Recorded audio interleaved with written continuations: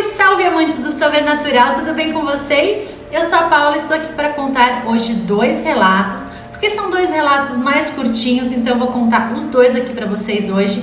Então já se inscreve no canal, se não for inscrito, já deixa o seu like para eu ficar feliz. E os relatos de hoje, o primeiro, o nome é A Mão de Quem? E ele foi escrito por uma moça de São Paulo. Vamos então ao primeiro relato e ao que ela nos conta. Essa história que vou contar se passou com uma garota com quem eu trabalho. Não faz muito tempo que eu trabalho aqui, então não posso dizer que ela seja uma amiga. Está mais para companheira de trabalho, mas ela é uma pessoa séria e realista e não acho que ela seja do tipo de pessoa que fica inventando histórias. Então eu acredito que essa história seja real.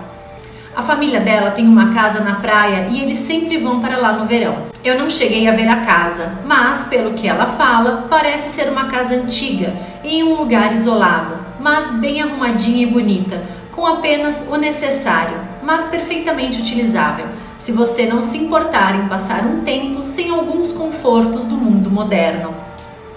Certa vez, ela e os pais dela tinham ido fechar a casa por inverno, já que ninguém usa a casa nesse período do ano.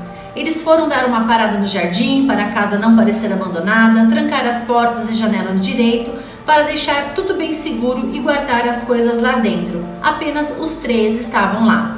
Já era noite e enquanto o pai dela estava sentado lendo na mesa da cozinha, ela e a mãe dela estavam na garagem que serve de depósito no inverno.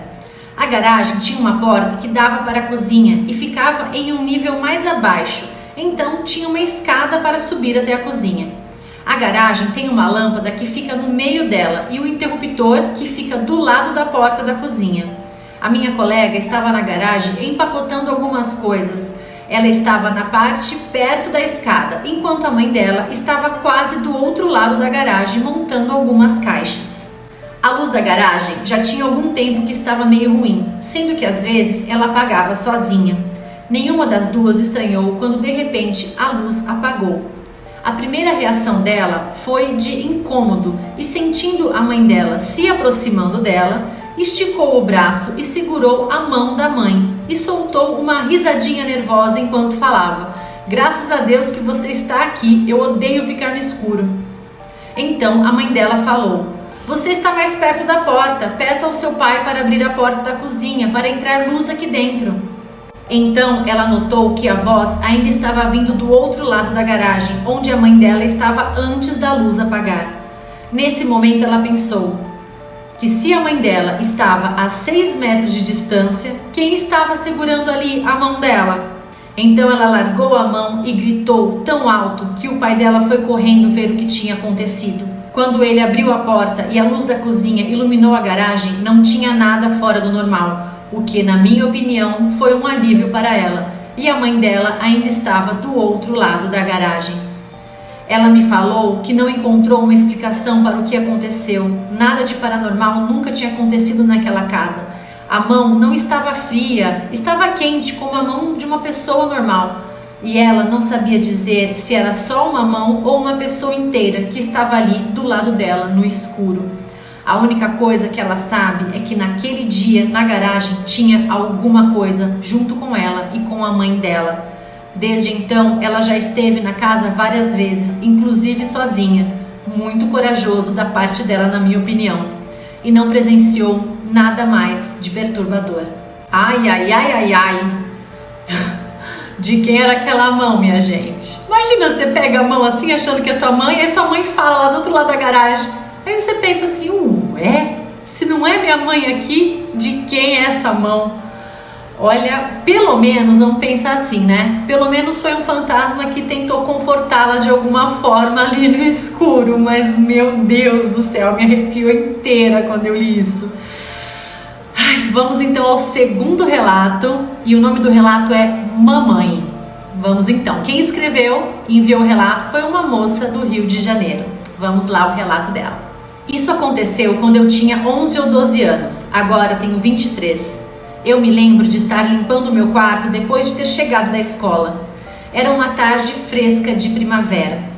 A minha mãe tinha saído por meia hora antes para pegar a minha irmã na casa de uma amiga dela e o meu pai estava trabalhando, então eu estava sozinha em casa. Eu estava lá sozinha e sem vontade nenhuma de limpar o meu quarto, então liguei o rádio, abri o meu armário e comecei a revirar as coisas dentro dele. As portas do meu armário tinham espelhos e isso às vezes me assustava, já que eu tinha uma imaginação fértil, mas o que aconteceu em seguida realmente me assustou. Eu estava mexendo nas minhas coisas quando eu ouvi uma voz bem estridente dizer algo. Pensando que podia ser a minha mãe e a minha irmã que tinham chegado, eu desliguei o rádio e gritei: "Mãe!" Ninguém respondeu. Então eu deixei de lado e liguei o rádio de novo. Alguns segundos depois eu ouvi a voz de novo, então eu desliguei o rádio e ouvi uma voz de menina, provavelmente de 6 ou 7 anos, gritando sem parar lá da cozinha: "Mamãe! Mamãe! Mamãe!" O meu quarto ficava do outro lado da casa, então eu corri para a cozinha para ver o que estava acontecendo, quem é que estava lá. Quando eu abri a porta, não tinha ninguém lá dentro. Não tinha vento nenhum dentro da casa, mas a lixeira de plástico voou da pia na minha direção, como se alguém tivesse jogado ela em mim. Eu saí da casa e fiquei lá fora por mais de 25 minutos esperando a minha mãe chegar com a minha irmã.